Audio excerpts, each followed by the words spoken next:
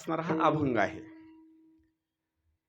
उद्या माझ्यावर कोणी शंका घेऊ नये म्हणून अगोदर 5 मिनिटामध्ये अभंगाचा भावार्थ सांगतो. कारण लोक कीर्तन झाल्याच्या नंतर म्हणतात कुठून बाबा आणला होता, अभंग सुद्धा सोडला नाही. त्याच्याकरता अगोदर अभंगाचा सळसळ भावार्थ सांगतो. अभंगाच्या प्रथम चरणामध्ये जगद्गुरु श्री संत तुकाराम महाराज वर्णन करतात ते बापाचं. बाप काय करतो? बाप करी जोडी लेकराचे ओढी. रात्रंदिवस बाप खर्च न करता फक्त जोडण्याचा प्रयत्न करतो. बाप करी जोडी, इतकी जोडी करतो. स्वतः करता करतो का? अजिबात नाही. एवढी जोडी करत असताना लेकराची ओढी, फक्त लेकरा करता रात्रंदिवस जोडण्याची असणारी भूमिका असते. बाप करी जोडी लेकराची ओढी. लेकराला रात्रंदिवस जोडाजोडी करत असताना, कमवत असताना हे शरीर त्याचं किती झिजायलंय आणि या शरीराचं काय काय होईलय असा बाप कधीच त्या शरीराचा विचार करत नाही. आपुली कुरवंडी वाळवणी. दिवसेंदिवस बापाचे दाभाड मध्ये बसतात. शरीराची कुठलीही योजना नसते, शरीराचा कुठलाही विचार नसतो. रात्रंदिवस आपल्या लेकराला या प्रॉपर्टीचं काहीतरी होईल म्हणून आपल्या कुरवंडीचा, शरीराचा काही विचार करत नाही. आपुली कुरवंडी वाळवणी. पहिल्या चरणाचा असणारा अर्थ संपला. दुसऱ्या चरणामध्ये वर्णन केलेलं आहे, एवढी कमवून ठेवलेली प्रॉपर्टी एक दिवस जर मुलानं सांगितलं, पप्पा आता बस झाला, आता सगळी प्रॉपर्टी माझ्या नावानं करून द्या. कधी सुद्धा बाप मुलाच्या विरोधामध्ये जात नाही. बाबा तुला पाहिजे ना, 20 एकर असेल तर बाप स्वतः करता 1 एकर ठेवणार, एवढं खाण्यापिण्यापुरतं मला असू द्या, आणि 19ला 19 एकर त्याच्या नावानं करून टाकणार. एकाएकी केला मिरासीचा धनी. अचानक 2 मिनिटामध्ये बाप काय करतो? पोराच्या नावानं तेवढी प्रॉपर्टी करून टाकतो. एकाएकी केला मिरासीचा धनी. पण किती लेकरावर प्रेम आहे हो बापाचं. कडिये वागवोनी भार खांदी. लहान असताना कडीवर वागवलं, आता थोडं मोठं झाल्याच्या नंतर कडिये वागवोनी भार खांदी. थोडं मोठं झाल्याच्या नंतर त्याला बसता येऊ लागलं की पुन्हा काय केलं? खांद्यावर बसवलं त्याला आणि त्याला सांगितलं पडशील बर का, असं डोक्याला गच धरून बस. बापानं काय केलं? त्याला खांद्यावर बसवलं आणि असं डोक्याला पकडण्याकरता सांगितलं. कडिये वागवोनी भार खांदी. किती बापाचं प्रेम असतं. तिसऱ्या चरणामध्ये वर्णन केलेलं आहे. जर लेकराचं शरीर जर मळालं, जर घाण झालं, तर बापाचं वर्णन केलेलं आहे, घालो निया पाहे डोळा अलंकार. त्याचं अगोदर शरीर सगळं बाप स्वच्छ करतो, त्याला चांगले वस्त्र परिधान करण्याकरता त्याच्या अंगावर घालतो. नवे नवे त्याच्या कानामधले असणारे अलंकार असतील, गळ्यामधले असणारे अलंकार असतील, हातामधले असतील, नवे नवे पायामधले असतील, सगळे अलंकार काय करतो? बाप आपल्या मुलाकरता घेतो, त्याच्या अंगावर घालतो. त्या मुलाला त्या अलंकाराचं काही नसतं, पण बापानं मुलाच्या अंगावर अलंकार तेवढे घातल्याच्या नंतर काय करतो बाप? घालोनिया पाहे डोळा अलंकार आणि ठेवा दावी थोर करुणेचा. किती करुण आहे बापाची, एवढे अलंकार केले. आणि शेवटच्या चरणामध्ये तर असं वर्णन केलं, इतकं बापाचं प्रेम मुलावर आहे. जर एखाद्या वेळेस मुलावर जर कोणी धावून येत असेल, मुलावर जर कोणी अत्याचार करत असेल, तर तो बाप आपल्या लेकराला कधी सुद्धा गांजू देत नाही आणि लोकांकडून त्रास होऊ देत नाही. तुकोबाराय वर्णन करतात, तुका म्हणे नेदी गांजू आणि कासी अन उदार जीवासी आपोलिया. वेळ जर आली तर बाप काय करतो? मुलाकरता प्राण देण्याकरता सुद्धा माग सरत नाही. आजचा अभंगाचा सळसळ भावार्थ संपला. कीर्तन सुद्धा आता संपलं. तुम्ही जावा, मी बी जातो आता. विठाला विठाला.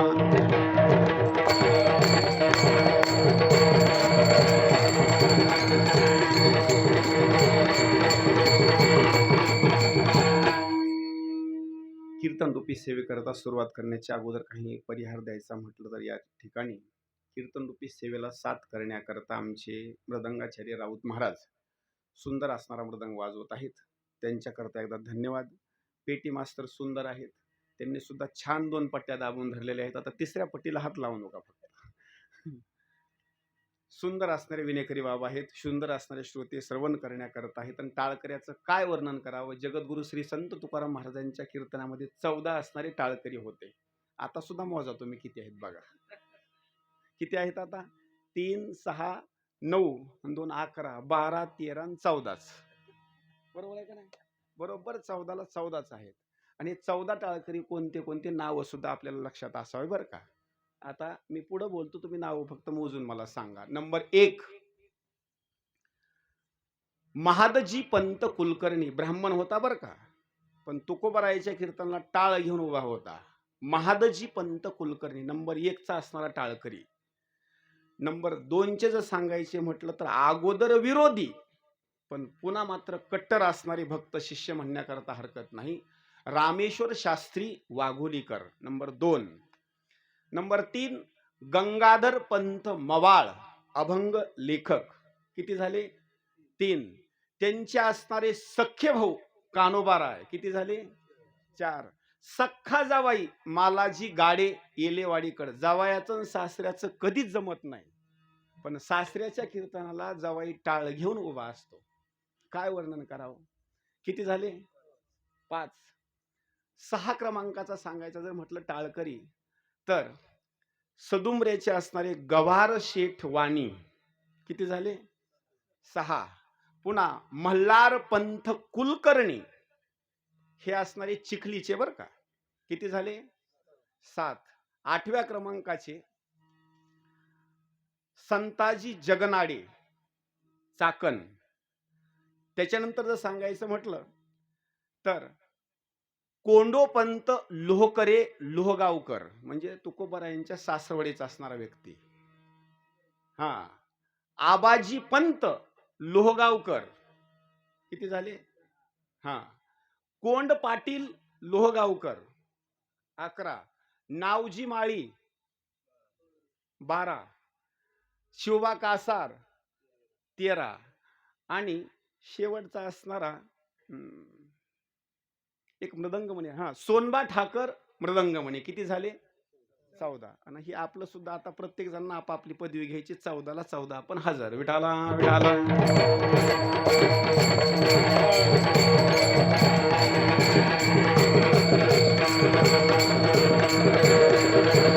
असो, आजची असणारी कीर्तन रूपात संपूर्ण असणाऱ्या गावकरी मंडळीला ज्ञात आहे, परिसरातून असणारे काही पाहुणे मंडळी असतील त्यांना ज्ञात आहे, पण एक वक्त्याचं कर्तव्य सांगण्याची असणारी गरज आहे.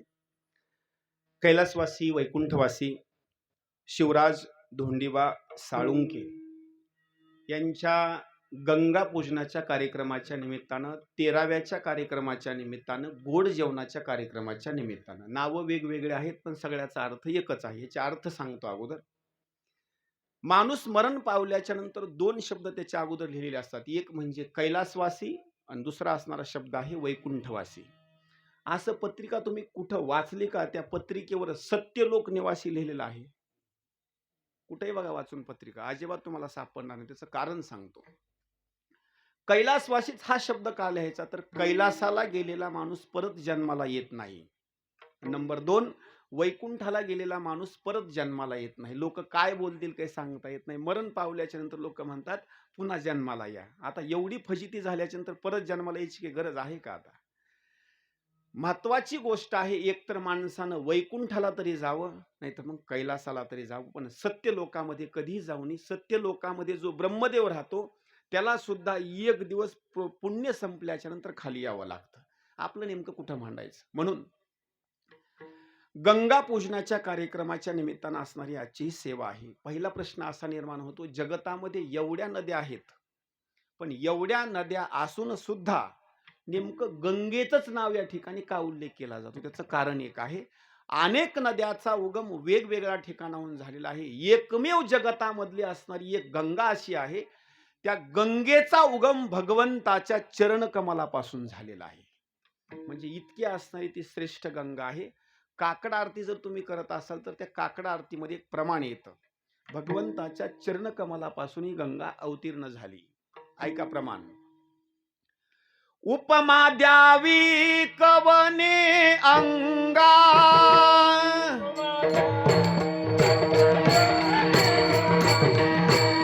चरणी जन्मली पै गंगा,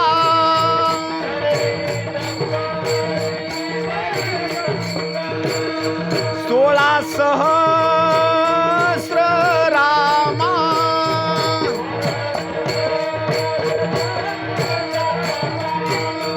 नित्य न पुरती कामिनी,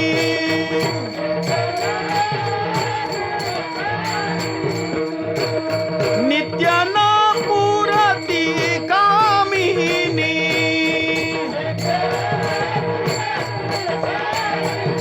ओ बरवा बरवा केशवराज, बरवा बरवा केशवराज,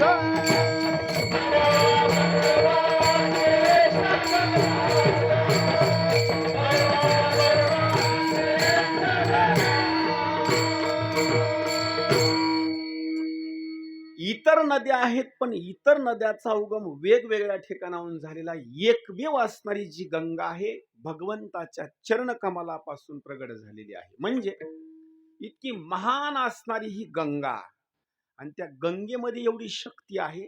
माणूस पुण्यवान असो अथवा पापी असो, त्याला जर वैकुंठ धामाला जर पोहोचिती करायचं असेल तर एकमेव असणारी ती गंगा आहे. असं समजत नसेल तर त्या गंगेच्या महात्म्याबद्दल एक अभंग नामदेव महाराजांनी लिहिलेला आहे.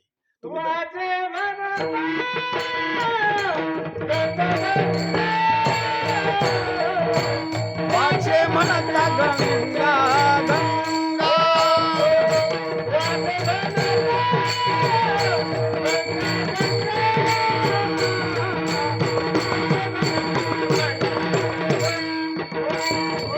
वाचे म्हणता गंगा गंगा, वाचे म्हणता गंगा गंगा, गंगा गंगा,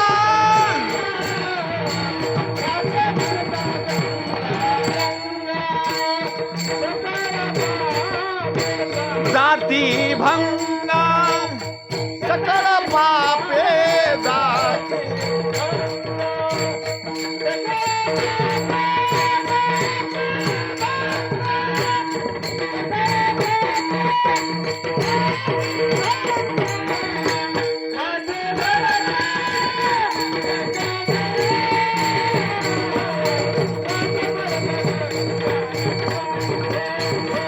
दृष्टी पडता ब्रह्मगिरी, दृष्टी पडता ब्रह्मगिरी, सकल पापे जाती भंगा, सकल पापे जाती, सकल पापे, दृष्टी पापे, दृष्टी पडता ब्रह्मगिरी,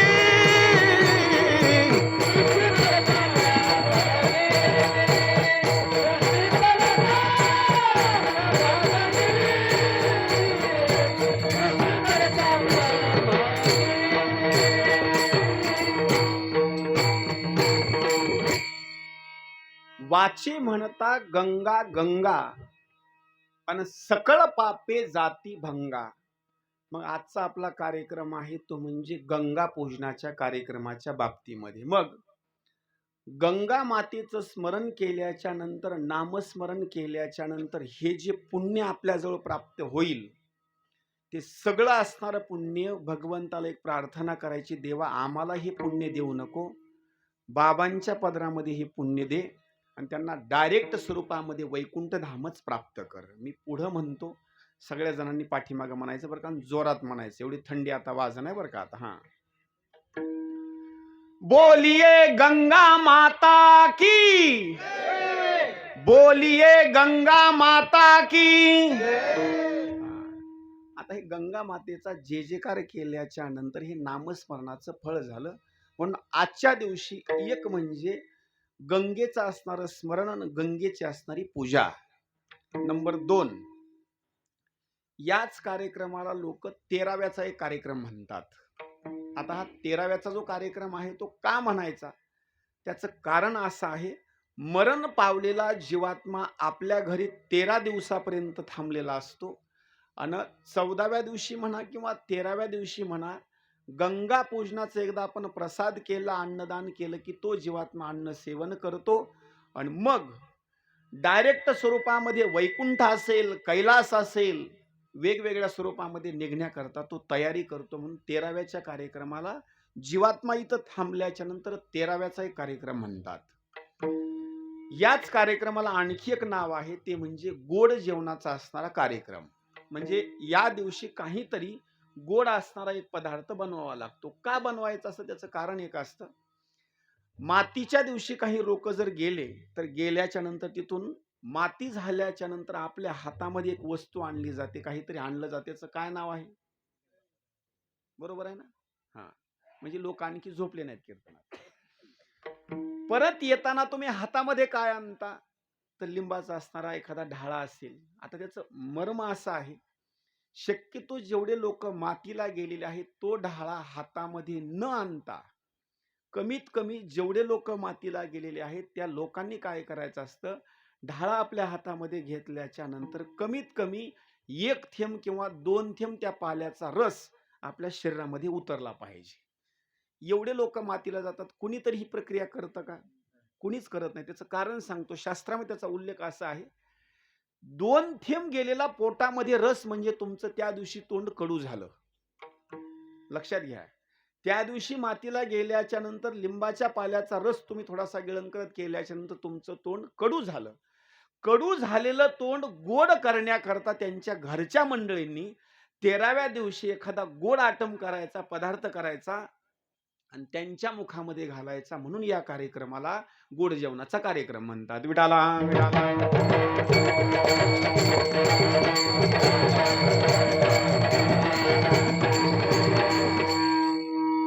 या ठिकाणी 13 दिवसाचा असणारा हा कालावधी होऊन गेलेला आहे आणि त्या 13व्याच्या कार्यक्रमाच्या निमित्तानं आजची असणारी कीर्तन रूपी सेवा आहे. इथं दुःखाचे वेगवेगळे पात्र आहेत, पण एक एक पात्र मी पटवून देण्याकरता सुरुवात करतो. दुःख तर अनेक जणाला आहे, पण सगळ्यात सुरुवातीला दुःखाची भूमिका जर सांगायची म्हटलं तर काही लोक नंतरचे आहेत आणि काही लोक अगोदरचे आहेत. सांगायचं म्हटलं तर सगळ्यात अगोदर बाबांच्या सोबत राहणारी जर मंडळी कोणती असेल तर 2 असणारे भाऊ अगोदरचे आहेत. त्याच्यानंतर पत्नी आहे, त्याच्यानंतर मुलं बाळ आहेत. पण त्यांच्या सोबत आणि लहानपणापासून खेळणारे जर कोण असतील तर ते असतील भाऊ. भावाचं भावावर किती प्रेम असतं तरुण झाल्याच्या नंतर ते दिसत नाही, पण लहानपणचा इतिहास आठवा. लहानपणी हे 3 भाऊ असताना एकाच ताटामध्ये जेवत होते. बरोबर? 3 भाऊ एकाच ताटामध्ये जेवणार, एखादी वस्तू आणली तर एकमेकाला देणार. हे प्रेम लहानपणाचं. किती प्रेम असतं लहानपणी. लहानपणी एकमेकाला बोलत असताना दादा काका मामा म्हणून बोलत असताना व्यवस्थित त्या ठिकाणी बोलायचं. तोच भाऊ आता वयोवृद्ध झाल्याच्या नंतर, तरुण झाल्याच्या नंतर आपल्यापासून निघून गेला. आता त्या जर आठवणी जर एक जर विचार जर करायचा म्हटलं तर त्या आठवणी काढल्याच्या नंतर आपल्यावर किती उपकार केले, आपण त्यांच्यावर किती उपकार केले, याचा जर विचार करायचा म्हटलं ना तर ते दुःख सुद्धा अनावर होणार नाही. पहिली जर दुःखाची कोणती गोष्ट असेल या कुटुंबामध्ये तर सगळ्यात मोठी असणारी भावाची. विठाला विठाला.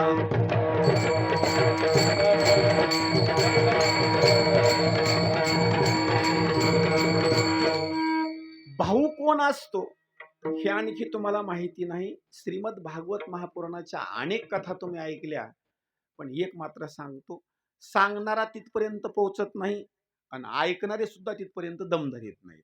बरोबर? आता भागवत कथा लावायची म्हटलं तर महात्म्यच तुमचं 4 दिवस चालतं. 4थ्या दिवशी तर कृष्णाचा जन्म करावा लागतो. 5व्या दिवशी तर असणारा मग लगेच खोड्या सुरू होतात. 6व्या दिवशी लग्न आहेरकरां, 7व्या दिवशी सुदामाची गोष्ट, कथा संपली. पण त्या श्रीमद भागवत पुराणामध्ये असणारा भावाच्या बाबतीमध्ये, बहिणीच्या बाबतीमध्ये मुलाच्या बाबतीमध्ये वेगवेगळे असणारे असे श्लोक टाकलेले आहेत की नेमका भाऊ भाऊ म्हणजे कोण असतो. याच्याकरता एक सुंदर असणारं वर्णन करणारा श्लोक आहे. आचार्यो ब्रह्मणो मूर्ती पिता मूर्ती प्रजापते भ्राता मरुत्पतेर्मूर्तिर् माता साक्षात क्षितेस्तनुः. आपला विषय चालू आहे भावाचा. नेमका भाऊ कोण असतो. आतापर्यंत माझा एक प्रश्न आहे, त्याचं सुंदर उत्तर द्या. सांगा, एवढी कीर्तनला तुम्ही बसलेले आहात, आजपर्यंत तुम्हाला इंद्राचं दर्शन झालंय का? कुणाला सांगा. बोला. कीर्तन आपलं 1 तास होणार आता. बोला पटकन. एवढ्या मंडळीला कुणाला इंद्राचं दर्शन झालं? एका सुद्धा माणसाला नाही. तुमचा विषय सोडून द्या, मला नाही कुणाला दर्शन झालं नाही. पण इंद्राच्या बाबतीमध्ये जर बोलायचं म्हटलं तर इंद्राचं दर्शन कुणालाच झालं नाही. एक दिवस इंद्रालाच दया आली तुमची आमची. अरे, माझं दर्शन कुणालाच होत नाही, माझं दर्शन कुणालाच होत नाही, माझं दर्शन सुलभ व्हावं म्हणून इंद्रानं जर अवतार कोणता घेतला असेल तर इंद्रानं भावाचा अवतार घेतला. म्हणजे इंद्र म्हणजे दुसरा तिसरा कोणी नाही, तुमचा असणारा सख्खा भाऊ म्हणजे इंद्र. विडाला विडाला.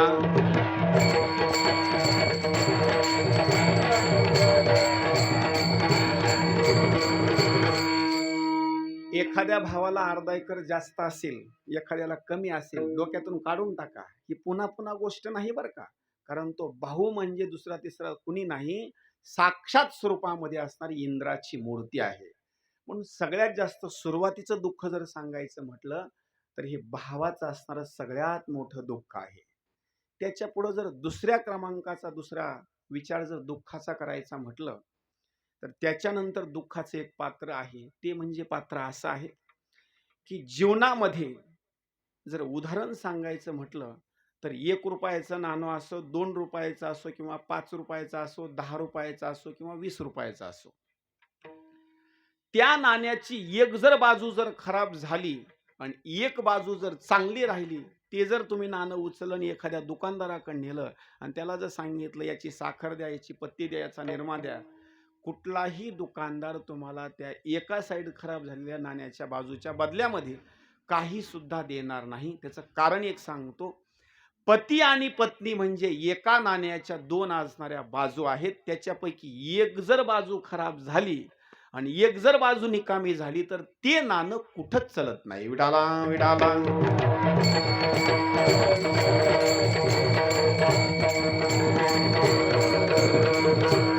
असं समजत नसेल तर सोप्या भाषेमध्ये सांगतो. एखाद्या माणसाला यज्ञ करायचा आहे आणि तो पुरुष आहे.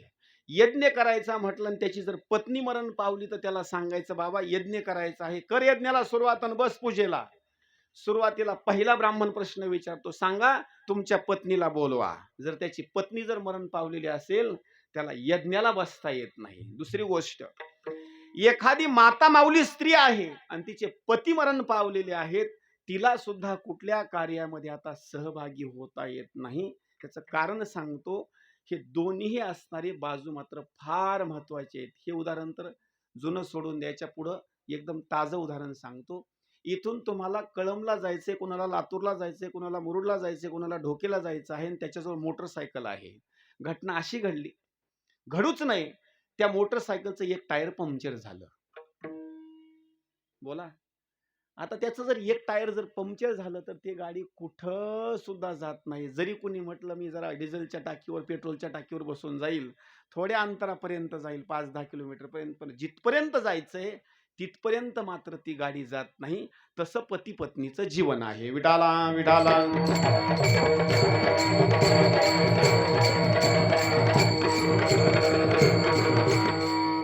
पती मरण पावल्याच्या नंतर पतीचं काय असणार दुःख असतं मी तुम्हाला शब्दामध्ये सुद्धा सांगू शकत नाही. आपण तर जीव आहेत. मी तुम्हाला देवीच्या बाबतीमध्ये देवाच्या बाबतीमधलं दुःख सांगतो. त्यांचं दुःख तुम्ही ऐकलं की आपलं दुःख नेमकं कुठं मांडायचं ना आपलं दुःख किती आहे मग मात्र तुमच्या लक्षात येईल. आपल्या गावामध्ये रामायण आहे का? भावार्थ रामायण बरं झालेलं आहे. कथा तरी तुम्ही ऐकलेली असेल. नसेल ऐकले तरी कथा कीर्तनामध्ये तरी तुम्ही तो विषय ऐकलेला आहे. राजा रावणानं सीता मातेचं अपहरण केलं आणि अपहरण केल्याच्या नंतर अशोक वाटिकेमध्ये नेऊन ठेवलं. आता सीता मातेची आणि प्रभू श्रीरामचंद्रजीचा असणारा वियोग झाला. माझा प्रश्न आहे, सांगा, सीता मातेचे पती मरण पावलेत का? मरण नाहीत पावलेले. फक्त पती आणि पत्नीचा वियोग आहे. तर वियोगाचं दुःख किती असतं हे तर अलीकडलं सोडून द्या, पण मरण पावल्याच्या नंतर दुःख किती असेल. फक्त वियोग होता, 1 आणि 2 दिवसाचा वियोग नाही, 6 महिन्याचा कालावधी. सुंदर असणारं वर्णन केलेलं आहे नाथबाबांनी. ती सीता माता अशोक वाटिकेमध्ये बसलेली आहे आणि तिला सांगण्याकरता, समजून सांगण्याकरता, तिथं आपल्यासारखी माता माऊली नव्हती, एक राक्षसीन होती. त्या राक्षसनीचं नाव, कोणती राक्षसीन होती ती? त्रिजटा. आणि त्या त्रिजटेला असणारी ती सीता माता दुःख सांगू लागली पती वियोगाचं. तुम्ही बंद करू नका बरं का आता. हा, बंद करू नका. वासुकीच्या वनी सीता शोक करी, वासुकीच्या वनी सीता शोक करी, काहो अंतरले रघुनाथ दूरी, येवोनी गुंफे माझी दुष्टे केली चोरी,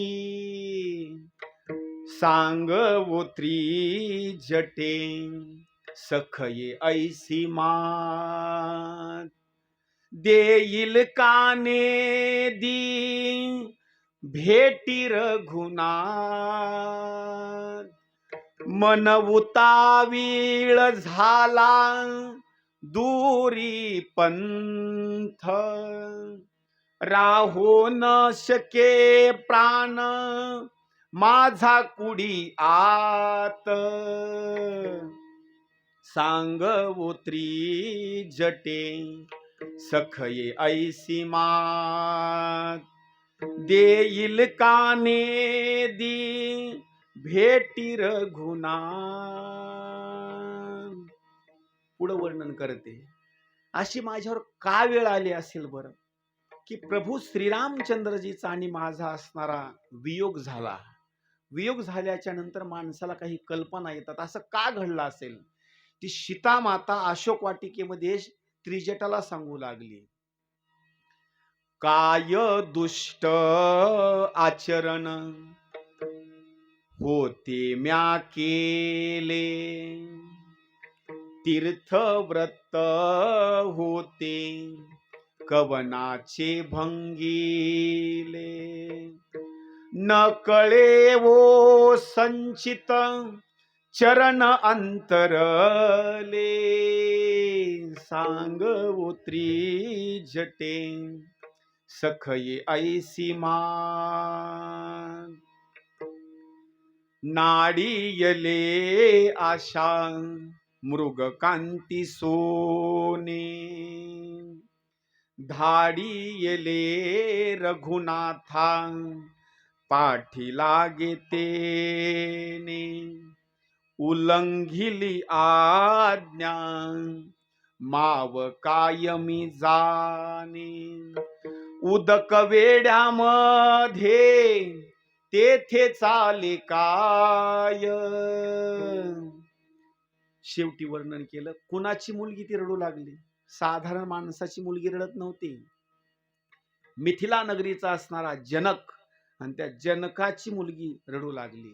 वर्णन करतात, जनकाची नंदिनी दुःखे ग्लांती थोरी, चुकली कुरंगिनी मेळा तैशा परी, संभोगी त्रिजटा स्थिर स्थिर वो करी, घेईल तुकया स्वामी राम लंकापुरी सांगवो जटे सखये ऐसी मान. आता एक प्रश्न आहे, त्या तेवढ्या लंकेमध्ये ज्यावेळेला सीता माता रडू लागली त्यावेळेस तिचं संभोगन करण्याकरता आणि तिला समजावून सांगण्याकरता एक राक्षसीन होती. त्या राक्षसीनं शेवटचा एकच शब्द महत्वाचा बोलला, सीता अजिबात रडू नको बर का, तू माझा महत्वाचा एक शब्द आहे, तू रडूच नको. एक दिवस तुझे असणारे मालक पती परमेश्वर प्रभू श्रीरामचंद्रजी एक दिवस लंकेमध्ये येणार आहेत आणि ही सगळी लंका असणारी हस्तगत करणार आहेत आणि राजा रावणाचा वध करणार आहेत आणि तुझी आणि तुझ्या पती परमेश्वराची भेट होणार आहे. माझा प्रश्न एवढाच आहे, पती पत्नीचा वियोग आहे, एवढे आपण माणसं आता कीर्तनाला आलो, मातीला आलो, राखला आलो, एवढ्यापैकी एक जणांना कधीतरी कोणी म्हटलं का आता तुम्ही रडू नका, एक ना एक दिवस तुमच्या आणि मालकाची आता भेट होणार आहे असं संबोधणार कोणीतरी आहे आता? अजिबात नाही. आणि हे दुःख तुम्हाला सांगतो सगळ्यात मोठं असणारं दुःख आहे. विठाला विठाला.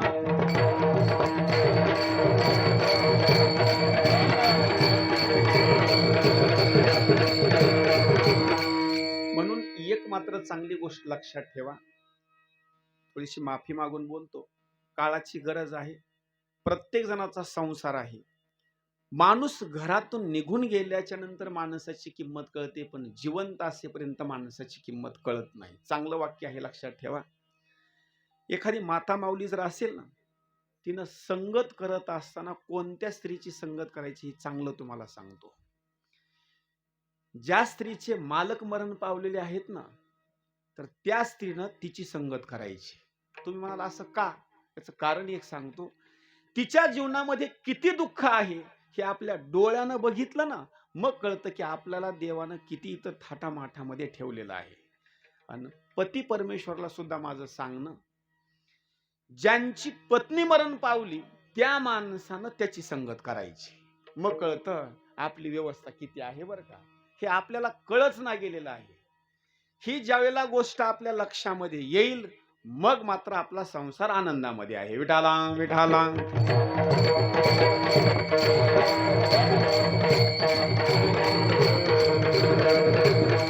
म्हणून एक म्हणजे पत्नीला सुद्धा दुःख आहे. नंबर 2, पुढे जर वर्णन करायचं म्हटलं तर इतकं असणार सुंदर असणार हे नियोजन केलं. वर्णन जर करायचं म्हटलं तर एक असणारा मुलगा किशोर शिवराज साळुंके, मुलाच्या बाबतीमध्ये जर बोलायचं म्हटलं तर आज इथून पुढल्या कालावधीत किती जरी आता कमाई केली, काही जरी केलं, तर हा जो कमवलेला असणारा भाग आहे ना, आता नेमका हा दाखवायचा कुणाला? वडिलांचा असणारा जो आशीर्वाद असतो हा सगळ्यात मोठा असणारा आशीर्वाद असतो. म्हणून जीवनामध्ये ही असणारी जी गोष्ट आहे फार मोठी आमोलिक असणारा हिरा आज आपल्यापासून दुरावल्याच्या नंतर काय वर्णन करावं. कारण वडिलांचं प्रेम असणारं हे निस्वार्थ असणारं प्रेम आहे. त्याच्या पुढे बोलायचं म्हटलं तर 3 असणाऱ्या कन्या, एक म्हणजे नंदा, गंगा आणि मीनाक्षी. मुलीच्या बाबतीमध्ये जर बोलायचं म्हटलं तर मुलीचं कन्यादान करते वेळेस किंवा मुलीचा विवाह करून द्यायचा म्हटलं तर सगळ्यात जास्त बाप मुलाच्या लग्नाचा तेवढा विचार करत नाही, पण मुलीला जर कुठं द्यायचं म्हटलं ना, बाप 10वीला घर बघणार, त्याची संपूर्ण चौकशी करणार आणि लग्नामध्ये कुठल्याच गोष्टीची कमतरता ठेवणार नाही. बापाचं निस्वार्थ असणारं प्रेम म्हणजे मुलीवर.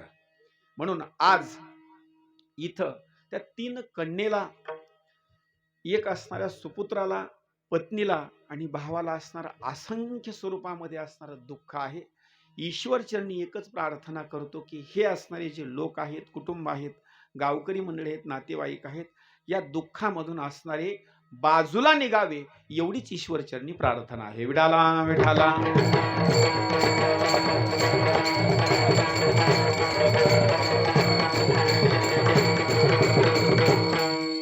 काही गोष्टी आहेत त्या जीवनामध्ये चुकणाऱ्या नाहीत. एक मात्र गोष्ट सांगतो, आज चुकवताल, उद्या चुकवताल, परवा चुकवताल, पण त्याच्यानंतर चुकणारी गोष्ट नाही ती म्हणजे मरण. कारण काही गोष्टी अशा सांगितलेल्या आहेत, एकदा मरण झालं की पुन्हा जन्म, जन्म झाला की पुन्हा मरण. आपल्या पदरामध्ये ही शिदोरीच बांधलेली आहे. ही शिदोरी जान पडली पदरी, ही शिदोरी जान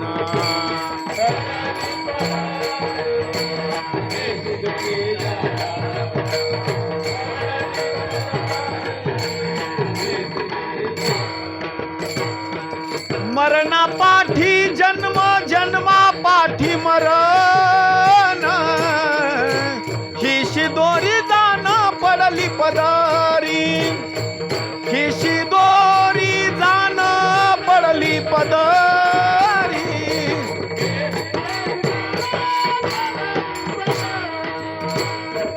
मरणा पाठी जन्म, जन्मा पाठी मरण, ही शिदोरी जान पडली पदरी.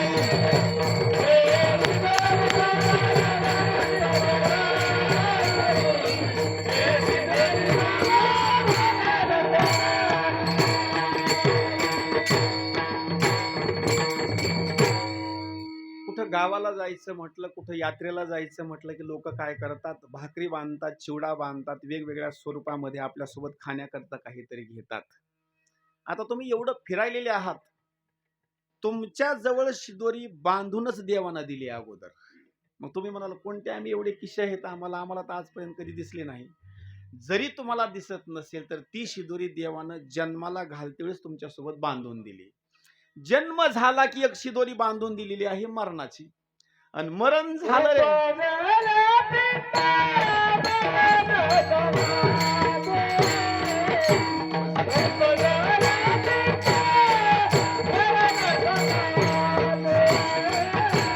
उपजल्या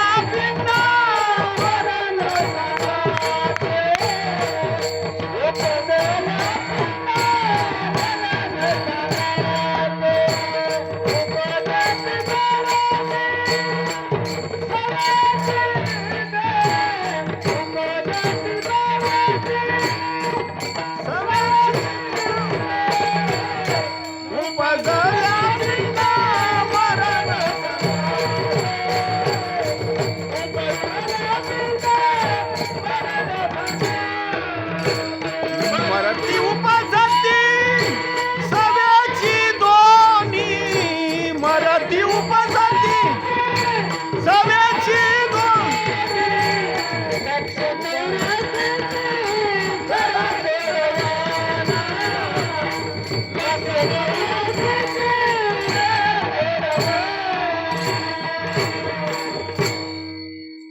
एकदम सुंदर प्रमाण दिलं.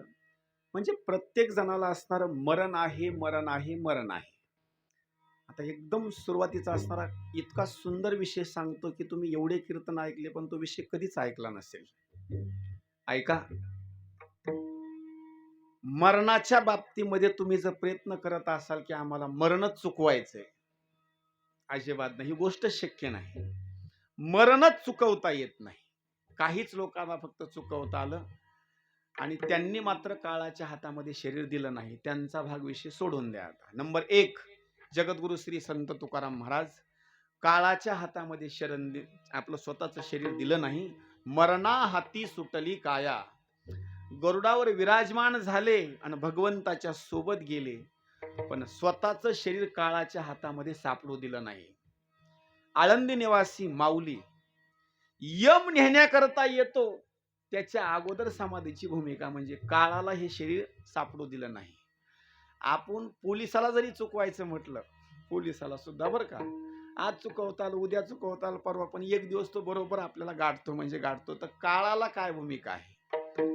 आता मरणाच्या बाबतीमध्ये ऐका, किती तुम्ही प्रयत्न करा पण मरणाला मात्र चुकवता येणार नाही. नामदेव महाराजांनी एक सुंदर अभंग लिहिलेला आहे. अरे मना शोक करीसी किती, हे तव वाया धन संपत्ती,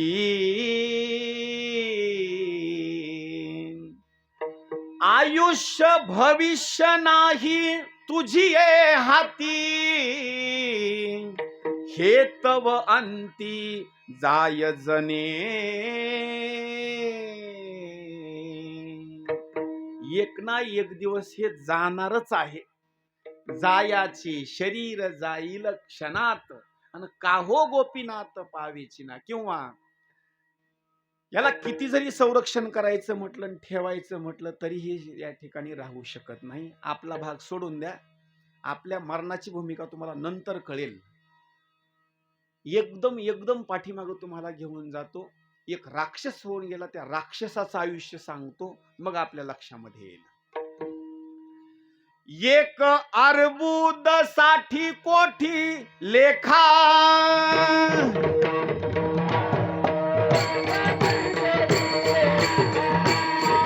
30 लक्ष 10 सहस्र लेखा,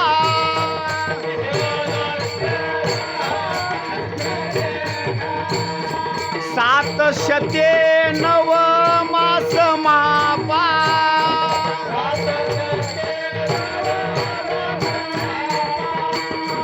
तया हिरण्य कश्यपा काय झाले.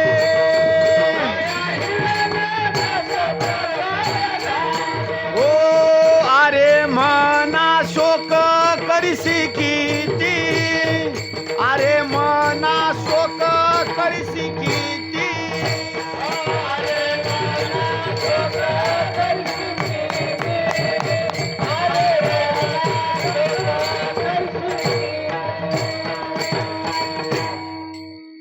भागवतामध्ये एक सुंदर असणारा दृष्टांत येतो. 2 राक्षस, त्या राक्षसाच्या आईचं नाव आहे दिती, आणि तिच्या पोटी 2 राक्षस जन्माला आले. एकाचं नाव आहे हिरण्यकशिपू आणि एकाचं नाव आहे हिरण्याक्ष. कथा ऐकली, पण त्याचं आयुष्य तुम्ही कधी ऐकलं नसेल. मरणाला चुकवण्याकरता त्यानं ब्रह्मदेवाची आराधना केली आणि ब्रह्मदेवाला वरदान मागवून घेतलं. देवा, माझी एवढीच इच्छा आहे की मला मरण येऊ नये. ब्रह्मदेवानं हसत हसत सांगितलं, जो वरदान देण्याकरता आलेला आहे का नाही, जो वरदान देण्याकरता आलेला आहे, एक दिवस हाच बाबा मरणार आहे. मग विचार करा आता पुढलं. मग असं करा देवा, मला भरपूर असणार आयुष्य द्या. सांगितलं, आयुष्य तू किती माग आयुष्य तुला देतो, पण त्याच्या पुढं मात्र मी मरण असणारा हा शब्द मी लिहून ठेवणार म्हणजे ठेवणार. त्याचं आयुष्य सांगितलेलं आहे नामदेव महाराजांना. 1 अर्बुद, लक्षात ठेवा शब्द बर का. आता 1 अर्बुद, आता नेमकं अर्बुद कशाला म्हणायचं हे तरी आपल्याला कळावं ना. आपल्याला एकच माहिती, उन्हाळ्यामधलं टरबूज. त्या अर्बुद शब्दाचा अर्थ असा होतो 100 कोटीचा 1 अर्बुद. आता आयुष्य आहे का त्याचं किती आहे ते. 1 अर्बुद म्हणजे 100 कोटी. 1 अर्बुद 60 कोटी. विचार करा, पहिलं 100 कोटी, पुन्हा 60 कोटी, 1 अर्बुद 60 कोटी देखा. त्याच्या पुढं 30 लक्ष म्हणजे 30 लाख, 30 लक्ष, 10 सहस्र म्हणजे 10,000, 700 पुन्हा 700, 9 मास मापा म्हणजे पुन्हा 9 महिने. आणि एवढं आयुष्य असून सुद्धा शेवटी बरोबरचं चिन्ह लिहिलं आणि त्याच्या पुढे नाव टाकून दिलं मरण. आता माझा प्रश्न एवढाच आहे, जर एवढं आयुष्य भेटून सुद्धा शेवटी काय करायचंय, मरायचंच आहे, मग नेमकं आपलं कुठं मांडायचं. विठाला विठाला.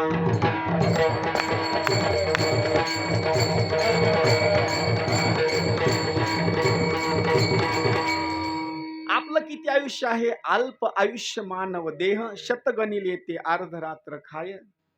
मध्ये बालत्व पीडा रोग क्षेण, काय भजनासी उरले ते पाहेगा. हिरण्यकशिपू सोबत जर आपली बरोबरी लावायची म्हटलं तर 100 वर्षाचं नेमकं आपलं मांडायचं कुठं. आता याच्या पुढला दृष्टांत सांगतो. आता हिरण्यकशिपूचं असणार आयुष्य एवढं, हिरण्यकशिपू पेक्षा असणारा 1 राक्षसी म्हणा आणि ब्राह्मणही म्हणा, दोन्ही नावं त्यांना बसते. त्या हिरण्यकशिपू पेक्षा राजा रावणाचं आयुष्य जास्त. किती आयुष्य?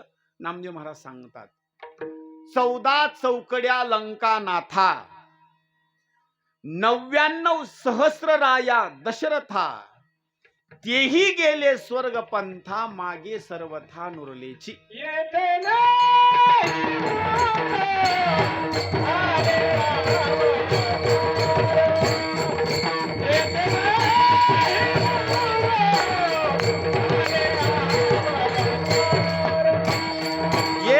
नाही मुरो,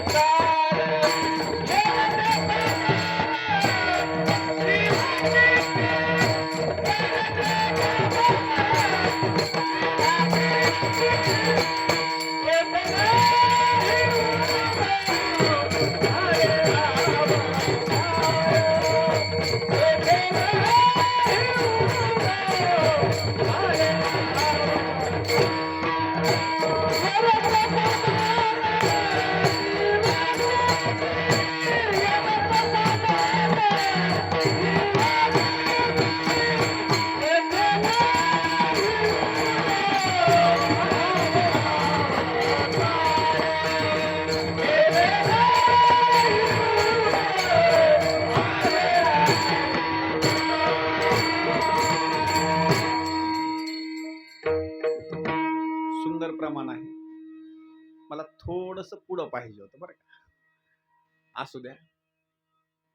विषय चालू आहे आपला 14 चौकड्या लंका नाथा, 99 सहस्र राया दशरथा, तेही गेले स्वर्ग पंथा, मागे सर्वथा नुरलेचे. पहा, चौकडी नेमकी कशाला म्हणायची ही अगोदर आपल्या लक्षात राहू द्या बरं का. कृतयुग, त्रेतायुग, द्वापार युग आणि कलियुग हे 4 एकदा येऊन गेले की त्याला म्हणायचं एक चौकडी. अशा राजा रावणाचं आयुष्य किती होतं? 14 चौकड्याचं आयुष्य राजा रावणाचं. आणि हे आयुष्य झाल्याच्या नंतर राजा रावण पुन्हा जिवंत राहणार नव्हता, पुन्हा सुद्धा मरणच. त्याच्या पुढे आता आहे का, 3ऱ्या क्रमांकाला नाव टाकलं पुन्हा दशरथ राजाचं. राजा रावणाला तर फक्त 14 चौकड्याचं आयुष्य होतं. दशरथ राजाला त्याच्यापेक्षा 5-6 पटीनं आयुष्य जास्त. 99 सहस्र राया दशरथा, 99 सहस्र राया दशरथा म्हणजे 99,000 चौकड्या होऊन गेल्याच्या नंतर दशरथ राजाला मरण. त्याच्यानंतर एक असणारा बाबा ऋषीमुनी, त्यांचं नाव सांगितलेलं आहे 14 कल्प मार्कंडेया पडे. आता चौकडी अलीकडे घ्या. आता 14 कल्प मार्कंडेया पडे, तै लोम हर्षणाचा एक रोम झडे, बकदा लभ्याचे निमिषे मोडे, एवढे गेले आरे मना. थोडासा विषय किचकट आहे, लक्ष देऊन ऐका बर का. 14 कल्पाचं असणारा आयुष्य मार्कंडे ऋषीचं, 14 कल्पाचं आयुष्य मार्कंडे ऋषीचं संपल्याच्या नंतर बगदा लभ्याचे निमिषे मोडे.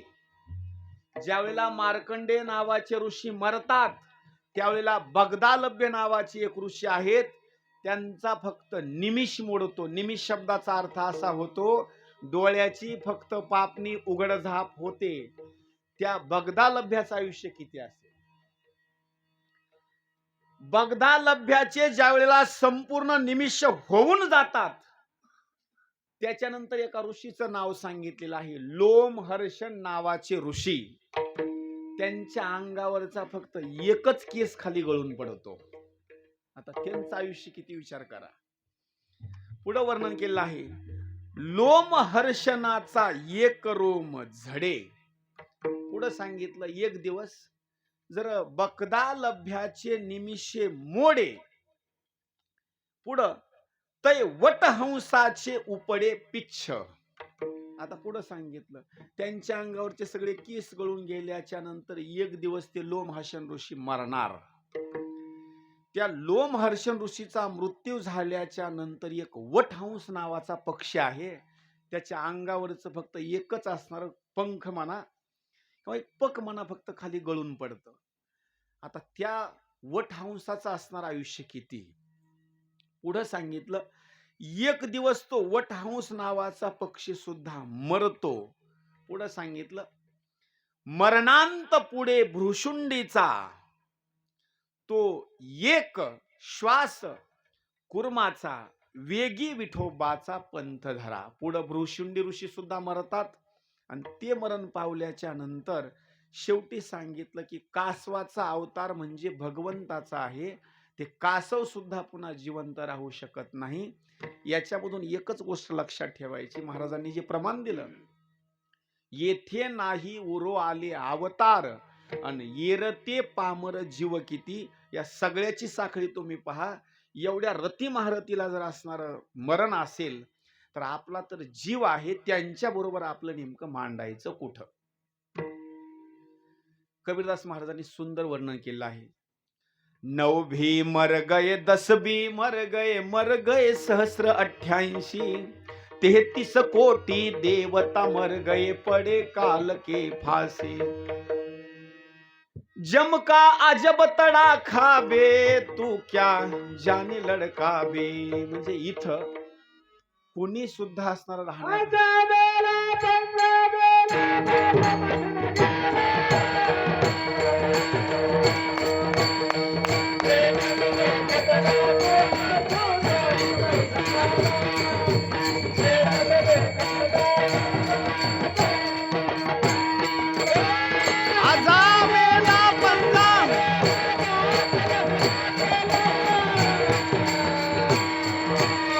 देखत देखत ना तू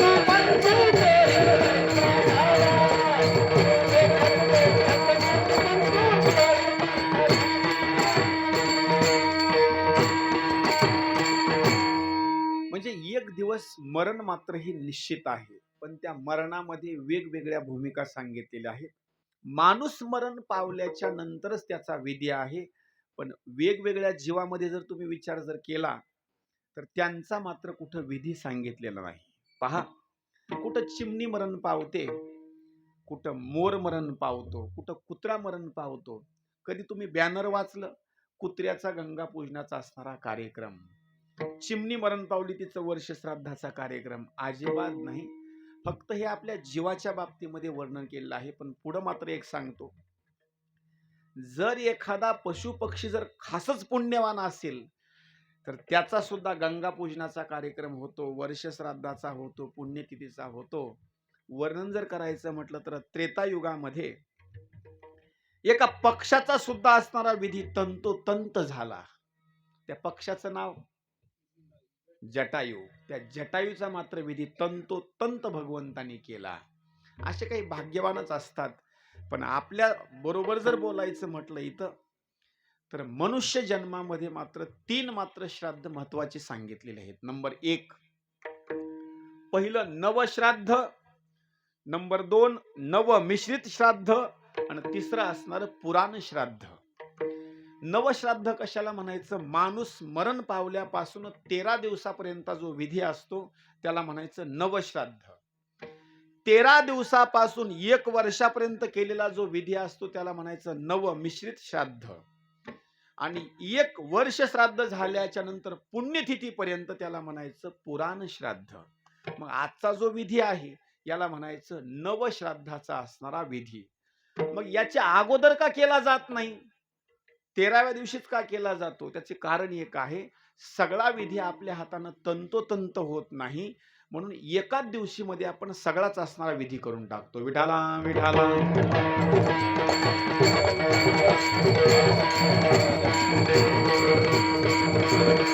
पहा, मनुष्याचा मृत्यू झाल्याच्या नंतर नेमका जीवात्मा कुठं जातो याचं वर्णन केलेलं आहे.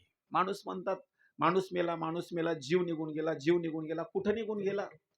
कळमला गेला, लातूरला गेला, नेमका गेला कोणीकडे तो? त्याचं वर्णन सांगितलेलं आहे. जीवात्मा नेमका निघून कुठं जातो? शरीराच्या बाहेर निघतो. शरीराच्या बाहेर निघाल्याच्या नंतर दक्षिण दिशा आहे. त्या दक्षिण दिशेला संयमिनी नावाची नगरी आहे आणि त्याच नगरीला काही लोक यमाची नगरी म्हणतात. दक्षिण दिशेला समुद्राचा असणारा भाग आणि समुद्राच्या खाली ती संयमिनी नावाची नगरी आहे. काही लोक म्हणतील, महाराज तुम्हाला एवढं तंतोतंत कसं माहिती आहे? तुम्ही काही जाऊन तिथून आलात का? आता आम्हाला हे शास्त्रावर विश्वास ठेवावा लागतो बरं का, आणि शास्त्रावर विश्वास ठेवूनच तुम्हाला तंतोतंत सांगावं. पहावे पुराणे विचारोणी, पहावे पुराणे विचारोनी विचार, पहावे पुराणे विचारोनी पहावे पुराण,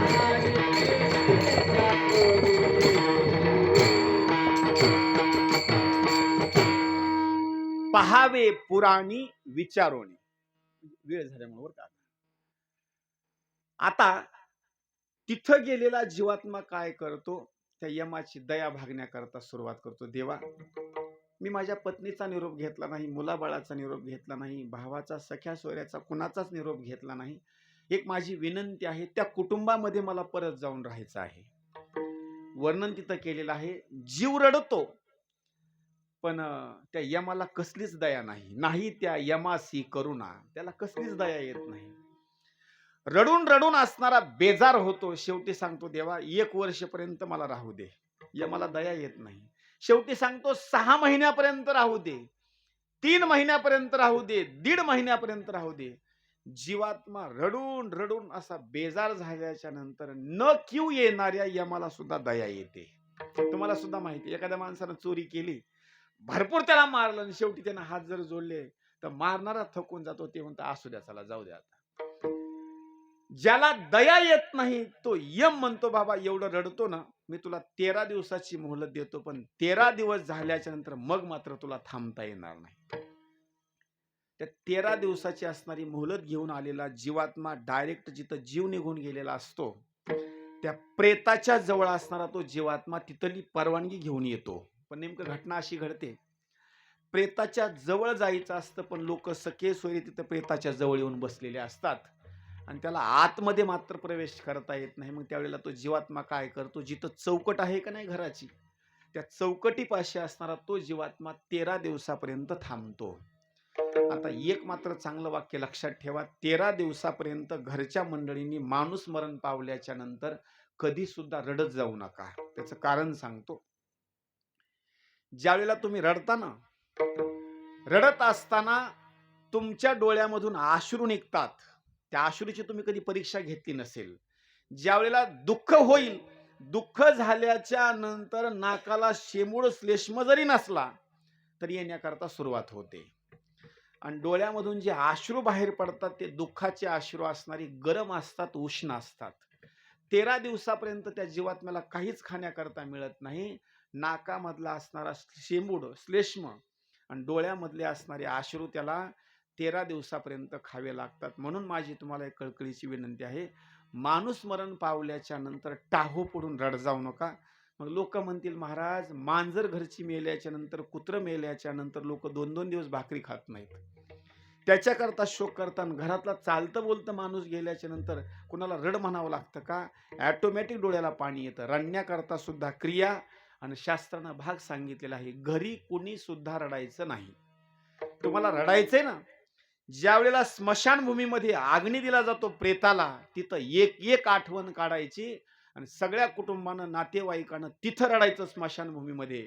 पण तिथं एकदा रडल्याच्या नंतर पुन्हा घराकडे परतत येत असताना पुन्हा मात्र डोळ्याला अश्रुबिंदू येऊ द्यायचे नाहीत. काय रडायचं? ते स्मशानभूमीमध्ये रडायचं. जातानाही रडायचं नाही, येताना नाही, आणि पुन्हा 10 दिवस 13 दिवस होईपर्यंत डोळ्याला कुणी सुद्धा पाणी आणायचं नाही. फक्त दुःख तिथं असणार आपल्याला. देवा पुढं त्या प्रेताच्या समोर असणार, तिथंच काय ते असणार हे असेल. पुन्हा मात्र अजिबात नाही. त्याची क्रिया सांगतो. ज्यावेळेला प्रेत घेऊन तुम्ही निघता का नाही, तर प्रेत घेऊन निघाल्याच्या नंतर इथून पुढे चांगलं लक्षात ठेवा, 4 खंदेकरी प्रेताला घेऊन पुढे चालत असतात. एक माठ धरणारा माणूस पुढे असतो आणि त्याच्या पाठीमागे काही माणसं असतात. कधी लक्षात ठेवा, तुम्हाला सांगतो चांगली गोष्ट, ज्यानं माठ पकडलेला आहे आणि जे 4 असणारे खंदेकरी आहेत त्याच्या मधी मात्र कुणी सुद्धा चल जाऊ नका. कारण ज्या वेळेला जीवात्मा तिथून आलेला असतो ना, चौकटीपाशी थांबल्याच्या नंतर, प्रेताला घेऊन गेल्याच्या नंतर तो जीवात्मा माठ पकडलेल्या प्रेताच्या मध्ये चालण्याकरता सुरुवात असते त्याची. आणि मध्ये आणखी एक भीतीचं वातावरण सांगतो. जर तुम्ही लयच ट्रॅफिक मध्ये, जशी गाडी लोकाला पळवायचा छंद असतो का नाही, दमच निघत नाही लोकाला, तिथं मात्र कधी जाऊ नका. कारण ती भूमिका फक्त त्या जीवात्म्याची चालण्याची असते, माणसाकरता नसते. म्हणून तिथं मधल्या भागामध्ये कुणीही चालायचं नाही, त्याच्या पाठीमागे चालण्याचा प्रयत्न करायचा. आता त्याच्या पुढे आणखी एक सांगतो. आपल्या परिसरामध्ये बीड जिल्हा असेल, लातूर असेल किंवा हा जो परिसर असेल, तुम्ही जेवढ्याही स्मशानभूमी पाहताल तेवढ्या स्मशानभूमी घाणीचाच असणारा भाग आहे. स्वच्छ स्मशानभूमी कुठलीच नाही. जर तुम्हाला स्मशानभूमी चांगलीच पाहिजे असेल, एकदम सुंदर स्वरूपामध्ये, तर पुणे साईडला तुम्ही जा. मंदिरापेक्षा सुद्धा स्मशानभूमी चांगल्या आहेत. आणि सजवायचं असेल तर घराला सजवू नका. एक दिवस खरं राहण्याचं ठिकाण तुमचं स्मशानभूमी आहे. अगोदर स्मशानभूमी सजवा. त्याचं कारण सांगू, तिथं पहिला माणूस कोण मेलाय, कसा मेलाय, काही तुम्हाला माहिती नाही. जागा सगळी अपवित्र असते. प्रेताला जर दहन करायचं असेल तर अगोदर गायीच्या शेणानं सारवून घ्या. सडा टाका, गायीचं गोमूत्र टाका. तिथं पहिली जागा अगोदर पवित्र करून घ्या. तिथं लाकडं सुद्धा वापरत असताना शास्त्राच्या स्वरूपामध्ये जर सांगायचं जर म्हटलं तर सुरुवातीला चन्नाचेच लाकडं सांगितलेले आहेत. आता तेवढे आणायचे म्हटल्याच्या नंतर 2 एकर तुम्हाला इकावं लागेल अगोदर. ते अन्न होणार नाहीत ना आता, कारण 1 किलोचा भाव 2 आणि 2.5 लाख किलो आहे. मग ते तुम्हाला कुठून शक्य होणार? मग त्याला आपण एकच पर्याय करतो, सगळे लाकडं वापरतो आणि एक चन्नाचा असणारा फाटावर टाकतो, त्याला पर्याय म्हणून. त्याच्या पुढं पाणी पाजवण्याकरता जेवढे लोक जातात ना, अगोदर ते सुचिरभूत पाहिजे. कोण लोक कसे कसे पाणी पाजवतील मी तुम्हाला सांगण्याची गरज नाही. तंबाखू त्यानंच चोळलेली, चुना त्यानंच लावलेला, बिडी त्यानंच सोडलेली, लघवीला गेलेले, संडास, काहीच त्याचा विचार करत नाही. एक जण थांबलेला असतो आणि येणारा माणूस लगेच तिथं पाणी पाजवण्याकरता सुरुवात असतो. आपला आपण विचार करायचा की आपल्या हाताने कमीत कमी हा दोष घडू नये. तो असणारा जीवात्मा हे प्रेत स्वरूपामध्ये आहे आणि आपण कसं त्याला असं पाणी पाजव, ह्याची सुद्धा दक्षता लोकांना जरी नाही सांगितलं, आपल्याला आपल्या आपल्या जीवाला तरी माहिती आहे ना की आपलं शरीर स्वच्छ आहे का कसं आहे. म्हणजे पाणी पाजवत असताना सुद्धा त्याचा विचार करणं फार महत्वाची गोष्ट आहे. आता याच्या पुढे सांगतो, गौऱ्या असतील, लाकडं असतील, हे आपण ज्यावेळेला तिथं रचतो, रचल्याच्या नंतर अग्नी सुद्धा ज्यावेळेला द्यायचा आहे का नाही, तर जो अग्नी माणूस देणार आहे, जो अग्नी प्रज्वलित करून देणार आहे, तो सुद्धा चांगला व्यवस्थित असावा. नाही तर तो घेणारा, पिणारा, खाणारा हे असे अजिबात नसावा. आणि तो सुद्धा व्यवस्थित तिथं प्रज्वलित करून देणारा माणूस, व्यक्ती असावा. त्यानं ती अग्नी प्रज्वलित करून द्यावा. मुलांना सुद्धा प्रदक्षिणा व्यवस्थित घालाव्या आणि प्रदक्षिणा व्यवस्थित घातल्याच्या नंतर अग्नी सुद्धा कोणी कोण लावायचा. एवढे लोक मातीला गेलात, सांगा बरं अग्नी कोणी कोण लावतात? बोला ना. हा, उत्तरेकडून. आणखी एक भाग सांगतो, उत्तरेकडून हा एक दिशा आहे आणि जिकडं प्रेताचे पाय आहेत, प्रेताच्या पायाकडून अग्नी लावला जातो. त्याचं कारण एक आहे, प्रेताच्या पायाकडूनच का लावायचा, त्याचा आणखी एक भाग आहे. तिथे एक शास्त्रामध्ये एक ओवी सांगितलेली आहे, गरुड पुराणामध्ये. मुलांना अग्नी लावत असताना ती ओवी म्हणायची आहे वडिलाच्या बाबतीमध्ये. येथे तू उत्पन्न झालासी, येवोनी मनुष्य देहासी, स्वर्ग लोकाप्रती जासी, तरी आहुतीसी स्वीकारी. मुलांना अग्नी द्यायचा नाही, तर मुलांनी अग्नी न देता, ही अग्नीची आहुती आहे. जसं यज्ञामध्ये तुम्ही आहुती देता, तसं मुलानं बापा करता अग्नीच्या स्वरूपामध्ये आहुती द्यायची आणि वडिलाला प्रार्थना करायची, पिताश्री तुम्ही आता इथं राहू नका, इथं तुम्ही उत्पन्न झाला होतात, इथं संसार केला, पण आता परत मनुष्य जन्माला येऊ नका, तुम्ही डायरेक्ट वैकुंठाला, स्वर्ग लोकाला जा, तुमच्या करता मी आहुती देत आहे. म्हणून तो अग्नी असणारा लावायचा. आता त्याच्या पुढं माठ असणारा फोडणं असेल, प्रदक्षिणा घालण्याचा भाग असेल, आणि जो आश्मा नावाचा दगड आहे, जो माठ फोडलेला, त्याचा एक भाग सांगितलेला आहे. काही लोक काय करतात, तो दगड तिथं ठेवतात. काही ठिकाणचा असा भाग आहे की तो लोक दगड घराकडे पण आणतात. आता तो आश्मा नावाचा जो दगड आहे ना, जो जीवात्मा तिथपर्यंत गेला होता, माठाला त्या दगडाचा स्पर्श झाला रे झाला, तेवढ्याच वेळामध्ये असणारा तो जीवात्मा त्या दगडामध्ये जाऊन बसतो. ही प्रक्रिया आहे. आलेला जीवात्मा त्या दगडामध्ये जाऊन बसला की 13 दिवसापर्यंत तो दगडामध्ये जशाला तसा स्थित आहे. ज्या व्यक्तीनं पाणी पाजवलेलं आहे, तर त्या मुलाला पहिल्या दिवसापासून आता क्रिया सांगितलेली आहे काय करायची. जिथं मृत्यू झाला त्या मुलानं दररोजचं असणारं स्नान करायचं आणि स्नान केल्याच्या नंतर ओला असणारा शरीरावरचा भाग करायचा.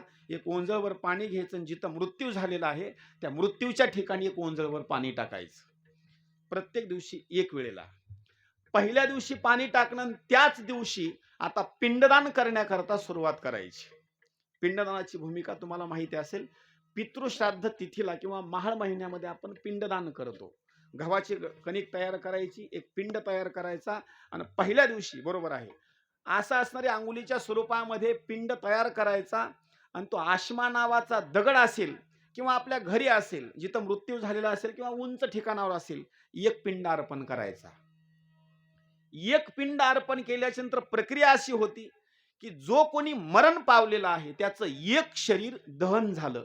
आता दुसरं शरीर तयार होण्याकरता सुरुवात झाली. कीर्तनामध्ये तुम्ही ऐकलं असेल, प्रत्येक जणाचे 3 शरीर आहेत. नंबर 1 हे दिसणारं शरीर म्हणजे स्थूल, याच्यामध्ये एक आहे त्याला म्हणायचं सूक्ष्म आणि त्याच्यामध्ये एक आहे त्याला म्हणायचं कारण. याच्या तिन्हीपैकी मरतं कोण? हे वरचं जे दिसतं ना हे मरतं. याच्यामधले 2 आहेत ते मात्र निघून जातात, ते मरत नाहीत. आता दुसरं शरीर तयार होण्याकरता सुरुवात होते.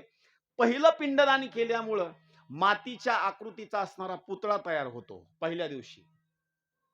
दुसऱ्या दिवशी त्या मुलानं पिंडदान केलं की त्याला डोक्याची प्राप्ती होते. तिसऱ्या दिवशी पिंडदान केलं की नाक असेल, डोळे असेल, मुख असेल याची प्राप्ती होते. चौथ्या दिवशी गळा तयार होतो. 5व्या दिवशी असणारा हा छातीचा भाग पोटाचा तयार होतो. 5व्या दिवशी कंबर तयार होते, हात तयार होतात आणि 6व्या दिवशी पाय तयार होतात. 6 दिवस पूर्ण झाले प्रत्येक दिवशी पिंडदान केल्याच्या नंतर. 7व्या दिवशी पिंडदान केल्याच्या नंतर या शरीरामध्ये रक्त येतं. 8व्या दिवशी पिंडदान केल्याच्या नंतर शरीर हलण्याकरता सुरुवात होते. 9व्या दिवशी त्या शरीराला भूक लागते, पण 10व्या दिवशी त्या शरीराला सहनच होत नाही भूक. म्हणून घरचे लोक म्हणतात आज 10वा आहे, आज पिंडदान करा, आज खंदेकरी उतरा आणि थोडंसं अन्नदान करा.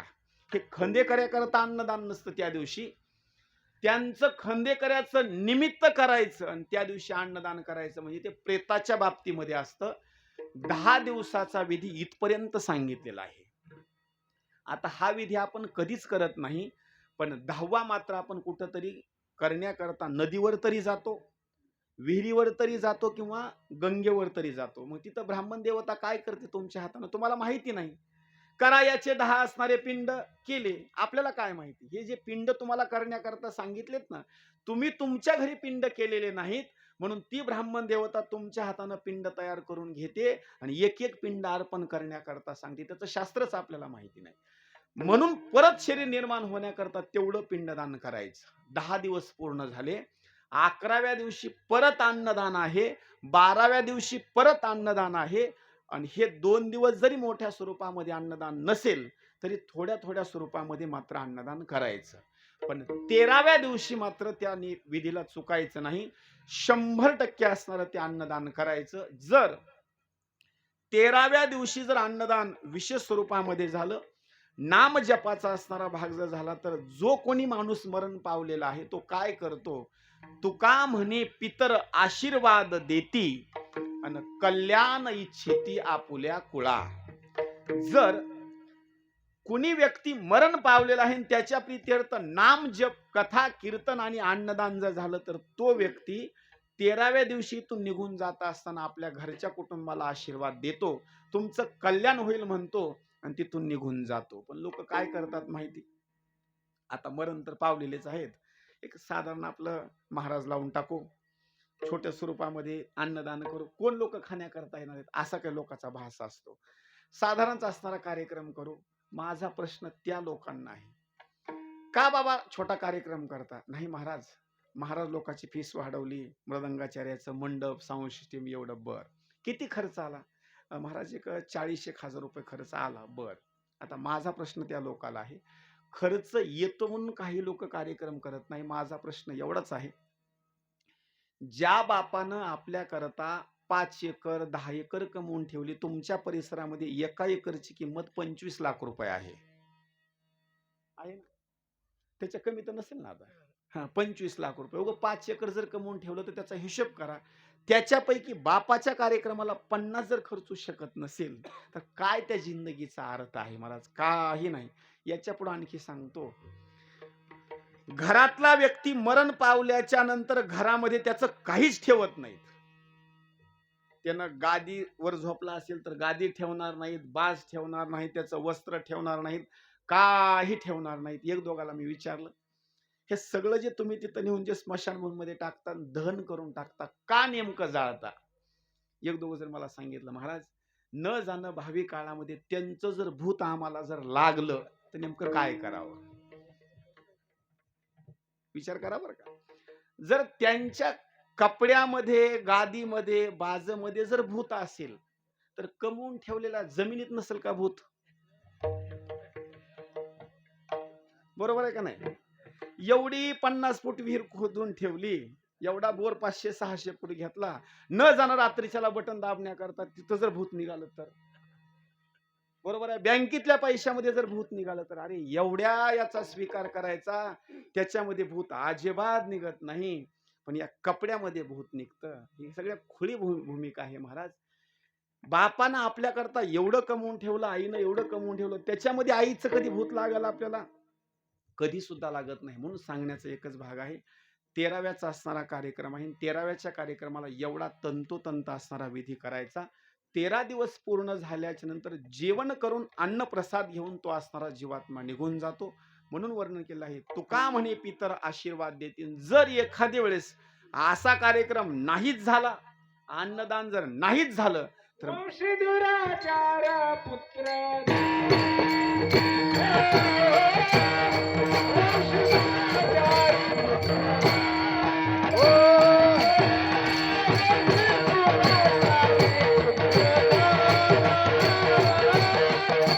वंशी दुराचारी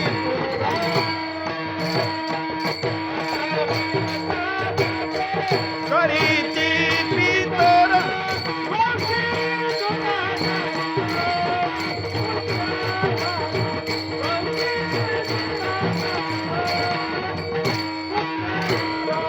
आहा कटा त्याचे करीती वंशी दुराचारी.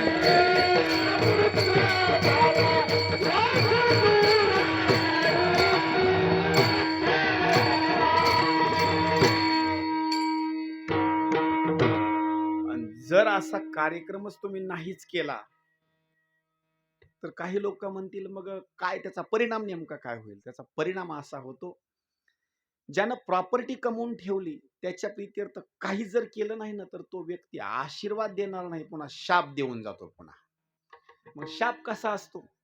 आनंदात चाललेला संसार पती पत्नीचे अचानकच भांडणं होणं. बस लोक म्हणतात, क्षुल्लक क्षुल्लक गोष्टीवर का भांडणं होतात तो? आज समजायचं पितृदोष आहे. बर, भांडणं झाली मग नुसते भांडणच होतात का? असं नाही, वियोग सुद्धा होतो. याच्या पुढे सांगतो, संसार आनंदामध्ये चालू लागलं तर त्या वंशामध्ये पुत्र संततीचा भाग जन्माला येत नाही. जर आलाच पुत्र संततीचा भाग जन्माला तर त्याला एकतर डोळा नसतो, एकतर हात नसतो, एकतर त्याला पाय नसतो, आणि जरी सगळं व्यवस्थित असलं तर त्याला डोकं नसतं. असे पण काही असतात. आणि याच्या पुढे जर वर्णन करायचं म्हटलं, तरुण झाल्याच्या नंतर पुन्हा एक एक गोष्टीला अडचणी. मी सगळ्याच तुम्हाला गोष्टी सांगू शकत नाही. मग शेवटी या ब्राह्मणाकडे जा, त्या ब्राह्मणाकडे जा, त्या ब्राह्मणाकडे जा. मग शेवटी ब्राह्मण देवता सांगते, आता एकच काम करा, आता नाशिक त्र्यंबकेश्वरला जा, नारायण नागबली करा, पित्राचा असणारा सगळा भाग तिथं मात्र नष्ट होतो. मग तिथं जायचं आपण, आणि तिथं जाऊन परत स्मशानभूमीमध्ये जाऊन बसायचं. तिथं ब्राह्मण देवता परत प्रेत तयार करणार, आणि स्मशानभूमीमध्ये बसून पुन्हा 3 दिवसाचा विधी करायचा. त्याला कमीत कमी खर्च 10-15 हजार रुपये येतो पुन्हा. हा, मग माझा भाग आहे एवढा कुटाणा पुढला लांबू जिस्तोर. जर मरण व्यक्ती पावल्याच्या नंतर जर इतर जर विधी जर तंतोतंत जर केला तर कमीत कमी आपल्या संसारामध्ये त्यांचा असणारा आशीर्वाद लागेल. म्हणून एक मात्र गोष्ट बोलण्याची महत्वाची आहे. 13व्याच्या कार्यक्रमाला दुसरा तिसरा कुठला तरी अभंग घेण्याच्या ऐवजी अभंग या ठिकाणी घेतलेला आहे. बापाचंच वर्णन करणारा. बाप आपल्या मुलाकरता काय करतो, तर बाप करी जोडी लेकराची ओढी, आपुली कुरवंडी वाळवोनी, आपुली कुरवंडी.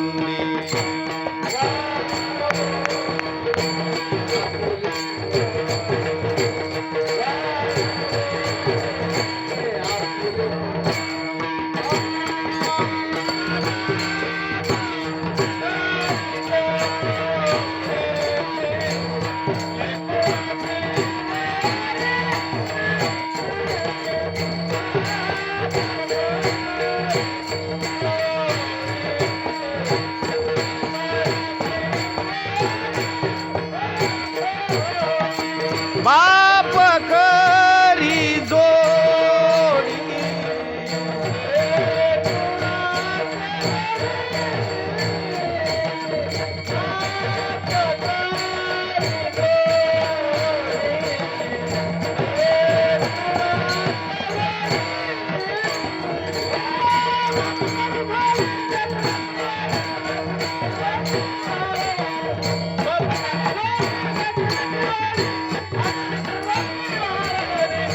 एकाएकी केला मिराशीचा धर,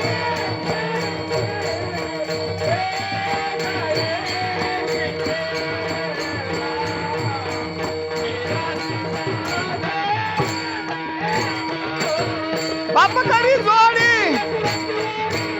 कुरवंडी वाळवणी.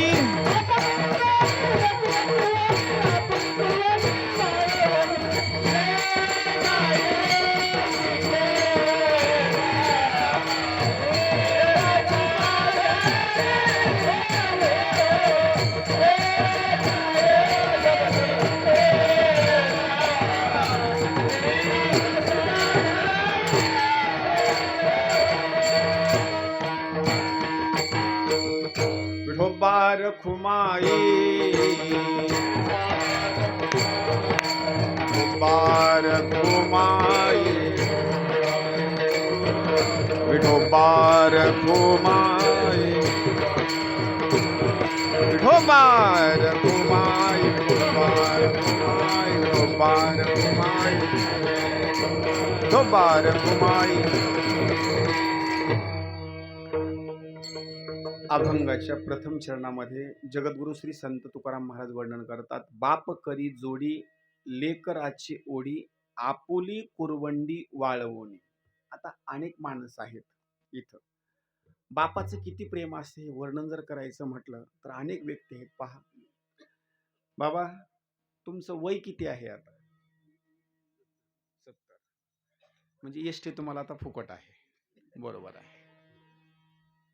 आता माझा प्रश्न असा आहे, बाबाईचं वय 70 वर्षाचं आहे. आता तुम्ही काही काम करता का? आता ते म्हणतात काहीच करीत नाही. पण एक सांगतो, त्यांनी काही जरी सांगितलं ना मी काहीच काम करीत नाही, काय त्यांनी किती म्हणून द्या मला काहीच काम नाही, तरी लेकरा करता जर नातवा करता जर म्हैस आणली, मी बोलावतो बरं, खरं बोलतोय, बरोबर आहे का नाही? काही जरी काम करत नसले तरी तुम्ही म्हैस तरी राखत असता. बरोबर. आता माझा एक प्रश्न आहे, मुलीचे लग्न झाले, मुलाचे लग्न झाले, सगळा संसार झाला, एवढं होऊन सुद्धा जर यांना आता प्रश्न विचारला आता का काम करता, तर यांचं उत्तर मी सांगतो आज तुम्हाला. नाही, मी म्हैस राखली जर मी दूध काढलं ना तर लेकरायला खायला मिळेल. माझं वाक्य कसं आहे पहा, मी जर हे जर एवढं काम केलं तर याच्यामुळं माझ्या लेकराला काहीतरी सहभागी होईल. म्हणजे नातवंडाला सहकार्य केलं काय, मुलाला सहकार्य केलं काय, एकच आहे. बापाचं शेवट पुढे जीव जाईपर्यंत काठी टेकत टेकत का होईना पण काहीतरी काम करणार. याच्या पुढे आणखी सांगतो, काही जरी काम करत नसला व्यक्ती तर सगळे शेतामध्ये निघून गेल्याच्या नंतर घराच राखण तरी करील ना. म्हणजे इतकं मुलाचा संसार इतका बारकाईनं असतो ना बापाचा, काय वर्णन करावं. इथं तुकोबराय वर्णन करतात, शेवटच्या श्वासापर्यंत बाप आपल्या लेकराचीच असणारी बाजू घेऊन आणि जोडण्याचाच असणारा प्रयत्न. याच्या पुढे आणखी सांगतो, 75 वर्षाला एसटी मोफत केलेली आहे. काही जणांचे कार्ड 75 वर्षाचे आहेत पण डुप्लिकेट आहेत. त्यांना एसटी मध्ये बसू वाटत नाही. गर्दी एवढी आहे पण तसंच मध्ये जाऊन बसतात. तो कंडक्टर मध्ये येऊच देत नाही. म्हाताऱ्या माणसाला बघितलं असतं गाडी थांबवितच नाही. त्याला माहितीच आहे हे फुकटच गिराईक आहे, हे काय आपल्याला पैसे देणार नाही. एक दोन माणसाला मी विचारलं, एवढी गर्दी असताना एवढा पैसा असताना का मध्ये चाललात? एवढेच 10-20 रुपये वाचले तर लेकरायली होतील. म्हणजे माझा सांगण्याचा भाग आहे, एवढं जरी वय झालं, पैसा एवढा जरी असला तर तेवढेच 10-20 रुपये माझ्या लेकरा करता होतील. इथं वर्णन करतात, बाप करी जोडी लेकराची ओढी अन आपुली कुरवंडी वाळवणी. तुकोबराय सांगतात, एवढी प्रॉपर्टी कमवून ठेवली, शेवटी मुलगा जरी विरोधात गेला आणि मुलानं सांगितलं ना, तिचं म्हणणं असं आहे की तुम्ही नावावर करून द्या. कळलं का? कुणाचं? तिचं. हो, ते आमच्याकडे बी तसंच आहे ना. तिचं म्हणणं आहे की तुम्ही एकदा नावावर करून द्या. एक शब्द सुद्धा बाप बोलत नाही. चल बाबा तुला मी नावावर करून देतो. एकाएकी केला, एकाएकी केला मिराशीचा धन. एकाएकी केला, एकाएकी केला.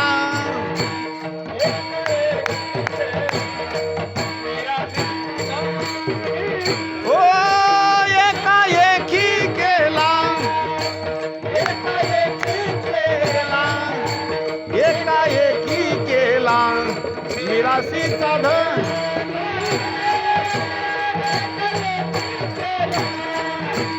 एकाएकी केला, एकाएकी केला मिराशीचा धन.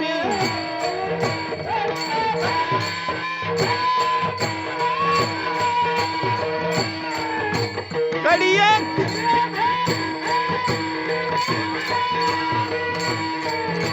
एकाएकी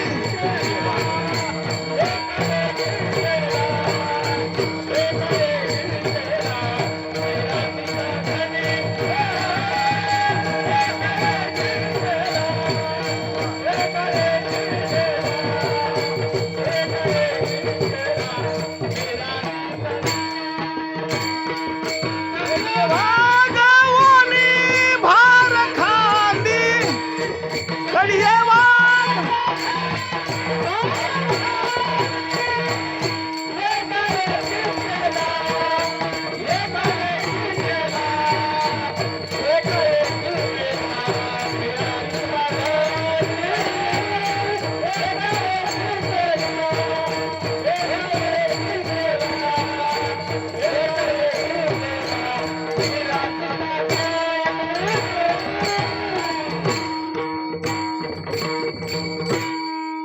सुंदर प्रमाण म्हटलं आणि पेटीवाले मास्तर पण सुंदर वाजवतात बरं का.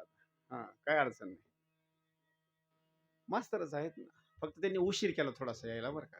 हा, आता हात जोडून बोलतो बरं का. आता सगळ्यांनी लक्षात ठेवा, आता त्यांना एकट्या करताना सगळ्याला सांगतो मी, कीर्तनाचा कार्यक्रम असल्याच्या नंतर बरोबर वेळेला यायचा. त्याचं कारण सांगतो तुम्हाला बरं का. आता सगळे आपण शेतकरी आहेत, पडूच नाही पण पेरणीच्या टायमाला असा पाऊस पडला, असा पाऊस पडला की एकदम सुंदर, म्हणजे वेळेलाच पाऊस पडला. पण काही शेतकऱ्याची जमीन अशी होती की पाणी लागायची होती.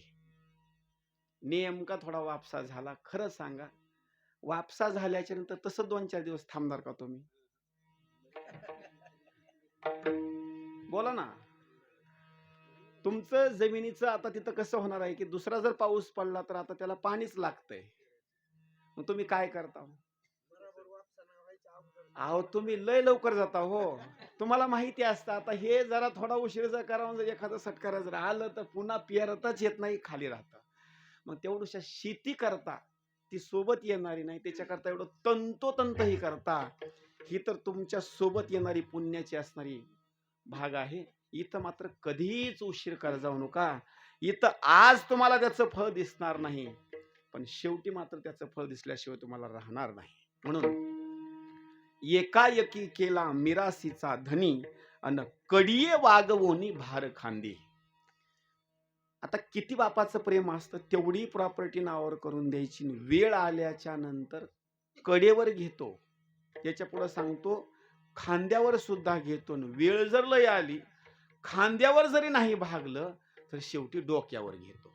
असं समजत नसेल तर दृष्टांत सगळ्याला माहिती आहे, पण तरी वेगळ्या भूमिकेनं मांडण्याचा प्रयत्न करतो. श्रीकृष्ण भगवंताचा जन्म कारागृहामध्ये झाला. बापाचं किती प्रेम आहे सांगतो. श्रीकृष्ण भगवंताचा जन्म कारागृहामध्ये झाला. देवकीही रडू लागली आणि वसुदेव ही रडू लागले. त्याचं कारण एक आहे. का रडू लागले? पाठीमागे एवढे लेकर मारले कंसांना, आता हे पण लेकरू वाचणार नाही, किती सुंदर आहे म्हणून हे दोघ जण रडू लागले. हे दोघ जण रडतात आणि जे जन्माला गिराईक आलेलं आहे ते हसू लागलं. अरे माझं दर्शन कुणालाच होत नाही, आज माझं दर्शन तुम्हाला झालं, तुम्ही का रडता? प्रमाण आपल्याला माहिती आहे. त्या लेकरांना हसून सांगितलं, काळजी करू नका, नंदाच्या घराला आणि मजनी गोकुळाला. काय केलं? त्या लेकराला पोचिती करण्याकरता अगोदर बापानं असं उचललं. कडिये, लक्षात ठेवा शब्द कसा आहे, कडिये अगोदर उचललं. असं थोडस कडीवर घेतलं की विचार केला, आता हे लेकरू कडवर घेऊन तिथपर्यंत जर न्यायचं म्हटलं तर याला काहीतरी असणार आजार दुखापत होईल. कारण लहान लेकराला घ्यायचं म्हटलं तर फक्त माता माऊलीनेच घेऊ जाणं, हे आपल्यासारख्या भोप्या माणसाने घेऊ शकत नाहीत बरं का. आपण बैल राखलेली माणसं. कारण ते लहान लेकरू जे असतं का नाही, ती घेण्याची कलाच फार वेगळी असते बरं का. जर एखाद्या वेळेस जर दुखवलं ना तर खेळच अवघड आहे त्याचा. जर लेकरू रडू लागलं तर माता माऊली त्याच भूमिकेमध्ये त्याला थोडस हलवून बरोबर बरोबर बरोबर तुमच्या हातात जर दिलं ना, ती कधी निष्ठून जाईल याचा पताही लागणार नाही. श्रीकृष्ण भगवंताला असं हातामध्ये घेतलं, लक्षात आलं तिथपर्यंत जाऊ शकत नाही. टोपली घेतली, टोपलीमध्ये ठेवलं. ती टोपली सुरुवातीला कडेवर घेतली, जशी माता माऊली घागर घेते ना असं कडेवर घेतलं. लक्षात आलं इथपर्यंत, आता तिथपर्यंत लेकरू जाऊ शकत नाही. पुन्हा उचलली असणारी ती भूमिका खांद्यावर घेतलं.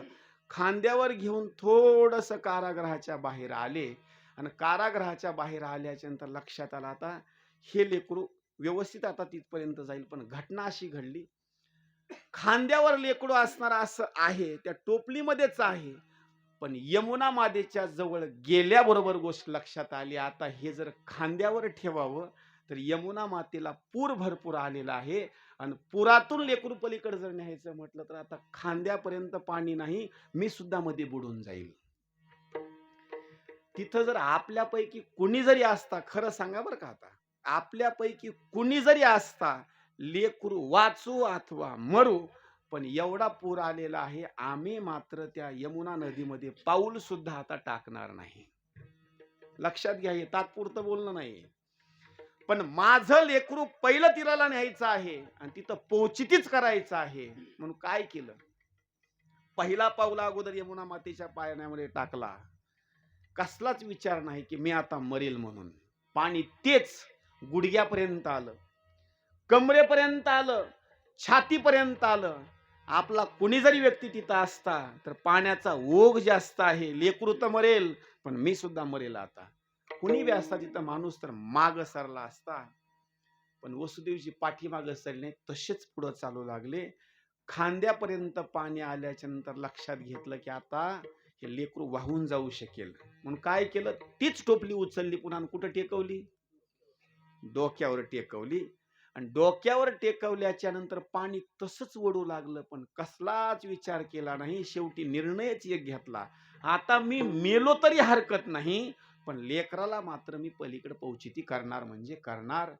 एकच दृष्टांत असा आहे की बापाचं प्रेम, स्वतःचा शरीराचा भाग निघून जरी गेला, शरीर जरी असणारं नष्ट झालं तर बाप विचार करत नाही. मुलावर असणारं एवढं प्रेम असतं. कडिये वागवोनी भार खांदी. पुढं वर्णन केलेलं आहे. घालोनिया पाही डोळा, घालोनिया पाहे डोळा अलंकार, घालो निया पाहे डोळा अलंकार,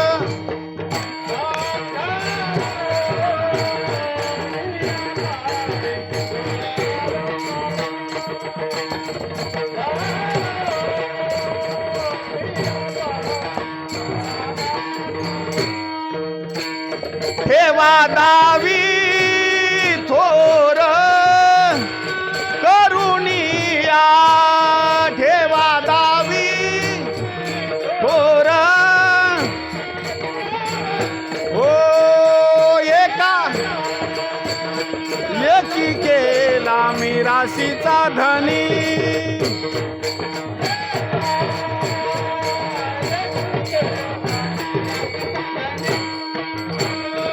एका एकी केला मिराशीचा,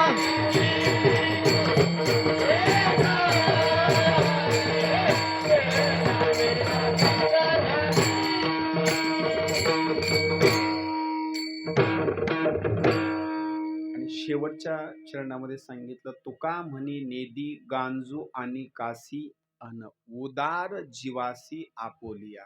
का गांजू देत नाही? वेळ जर आली ना तर स्वतःच्या जीवाचा सुद्धा विचार करत नाही, पण जो कोणी आपल्या लेकराला त्रास देत आहे त्याची मात्र शेवटच्या वेळेला मात्र बघणार म्हणजे बघणार. याच्या पुढे आणखी सांगू, आपल्या लेकराला जर एखाद्या माणसानं, एखाद्या व्यक्तीनं, गावातल्या बाहेरगावच्याने एखादी शिवी जर दिली ना, तर लेकराच्या शिवीचा बदला घेण्याकरता काही बापांनी 5-5, 10-10 एकर विकलं, पण त्याच्या शिवीचा बदला घेतला म्हणजे घेतलाच. किती बापाचं प्रेम असतं. तुका म्हणे नेदी गांजो आणि कासी अन उदार जीवासी आपोलिया. दृष्टांत सांगायचं जर म्हटलं तर एवढा दृष्टांत सांगतो, माझी सेवा असणारी आटोपती घेण्याचा प्रयत्न करतो. फलटण असणारा तालुका आहे, त्या फलटणच्या जवळ असणारी एक विडणी म्हणायचं गाव आहे. माऊलीच्या सोहळ्यामध्ये जर कोणी जात असाल आपल्यापैकी तर फलटणच्या पुढला असणारा एक मुक्काम आहे, तो थोडासा विसाव्याचा असणारा भाग आहे. विडणी म्हणायचे गाव आहे. त्या गावामधला एक असणारा व्यक्ती आणि मुलगा त्याचा, त्या मुलाला दोन्ही सुद्धा किडण्या नाहीत. लक्षात घ्या बरं का, घडलेली हकीकत आहे. तिथं माझी कथा झाली म्हणून ते माझ्या लक्षात आलं. मुलगा तो आज कीर्तनकार आहे. डॉक्टरने तपासणी केली, डॉक्टरने सांगितलं हा मुलगा आता वाचू शकत नाही. बापानं प्रश्न विचारला, नेमका का वाचू शकत नाही? याच्या दोन्ही किडण्या कामातून गेल्यात आणि आता हा वाचू शकत नाही. मग कशानं वाचेल? जर याला कोणी किडनी जर दिली ना तर मुलगा मात्र वाचू शकतो. बापाचं वय ही भरपूर झालं होतं. बापानं सांगितलं आजही मरणार आहे आणि उद्याही मी मरणार आहे. बापानं काय केली हकीकत माहिती? डॉक्टर साहेबाचे पाय धरले आणि सांगितलं माझी एकच विनंती आहे, कुणाकडे आजपर्यंत काही मागितलं नाही, फक्त माझी किडनी काढा, माझ्या लेकरला किडनी टाका. तेवढी घडलेली असणारी हकीकत आहे. बापानं स्वतःची किडनी मुलाकरता दिली. बाप कालांतरानं तो मरून गेला. आज जर बापाचा विषय जर कुठं जर निघाला ना तर तो मुलगा कीर्तनकार आहे आणि एक शब्द मुखातून बोलत असताना असं बाप जरी नुसतं नाव काढलं की रडायला सुरुवात करतो. त्याचं कारण सांगू, तो म्हणतो मी आज जर जिवंत कुणामुळे असेल तर फक्त माझ्या बापामुळे असणारा जिवंत आहे. बापाचं नाव काढल्याबरोबर रडण्याकरता सुरुवात करतो. फक्त सांगण्याचा एकच भाग आहे की बाप स्वतःच्या जीवाचा कधीच विचार करत नाही. तुका म्हणे नेदू गांजू आणि काशी अन उदार जीवासी आपुल्या, म्हणजे स्वतःचा जीव सुद्धा देण्याकरता बाप मागे सरकत नाही. म्हणून झालेली सेवा माऊलींच्या चरणी, पंढरीश परमात्म्याच्या चरणी, जगद्गुरु श्री संत तुकाराम महाराजांच्या चरणी, तुम्ही संत माय बाप तुमच्या चरणी मी या ठिकाणी समर्पित करतो. इथं परत पाठीमागे 4-5 वर्षापूर्वी मी आलो होतो. त्यावेळेस सुद्धा आमचे हरिभक्तीपरायण बलभीम महाराज अंजान सनगावकर यांच्या फोनमुळे आलो ना, आज सुद्धा त्यांनी ही तारीख मला दिली. इतका असणार माझ्यावर नितांत प्रेम आहे की मी शब्दामध्ये सुद्धा सांगू शकत नाही. त्यांच्यामुळे या ठिकाणी असणारा येण्याचा योग आला. 2019ला गुरुजीची आणि माझी असणारी भेट झाली, पण नाव आणखी विसरलो नाही बरं का. आणि त्या दिवशी असणारी भेट आणि त्याच्यानंतर असणारी आज भेट झाली. एका योगायोगाचा असणार हा भाग आहे. तुम्ही सुद्धा इथं कीर्तनला आवर्जून उपस्थित राहालात. तुमच्या चरणी सुद्धा मी नतमस्तक होतो. या 2 तासामध्ये एखादा चुकीचा शब्द गेला असेल तरी नातरी बालक बोबडा बोली का वाकुडा विचुका पाऊली ते चोज करून माऊली रिझेजेवी. आता एकच जाता जाता सांगतो, जेवढं आळंदीहून पाठ करून आलो होतो ना, तुम्हाला सांगण्याकरता जेवढं पाठ करून मी इथपर्यंत आलो होतो, आता तेवढं माझं भांडवल आता संपलंय. आता तुम्ही जर म्हणलात महाराज आणखी 5-10 मिनिटं बोलाच, तर आता माझं भांडवल संपलेलं आहे. पुन्हा कीर्तनाची तारीख द्या. तारीख दिल्याच्या नंतर पुन्हा पाठ करून येतो आणि पुन्हा आणखी सांगतो. म्हणून एकदा माझ्या माऊलीचं सुंदर असणार एकदा भजन करा. ज्ञानेश्वर माऊली ज्ञानराज माऊली तुकाराम.